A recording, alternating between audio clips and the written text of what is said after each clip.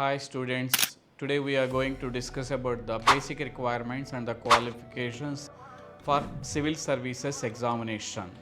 ఈ ఎగ్జామ్ రాయడానికి ఎవరికైనా జస్ట్ డిగ్రీ పాస్ అయితే చాలు. ఎనీ డిగ్రీ, అది నార్మల్ బీఏఓ కావచ్చు, బీఎస్సీ కావచ్చు, బీబీఏ కావచ్చు, బీటెక్ కావచ్చు, ఇంజనీరింగ్ కావచ్చు, లేకపోతే మెడిసిన్ కావచ్చు, whatever it may be. One has to complete their graduation.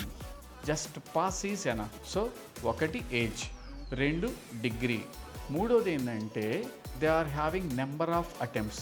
ఈ సివిల్ సర్వీస్ ఎగ్జామ్ రాయడానికి జనరల్ కేటగిరీ వాళ్ళకైతే 6 సార్లు అవకాశం ఉంది, ఓబీసీ వాళ్ళకైతే 9 సార్లు అవకాశం ఉంది, ఎస్సీ ఎస్టీ వాళ్ళకి అప్పర్ ఏజ్ లిమిట్ వరకు అవకాశం అనేది దీంట్లో ఇవ్వబడుతుంది. దాన్ని బట్టి మన ప్రిపరేషన్ అనేది ఎంత ఎర్లీగా మొదలు పెట్టుకుంటే అంత ఎర్లీగా సెటిల్ అవ్వడానికి అవకాశం ఉంటుంది.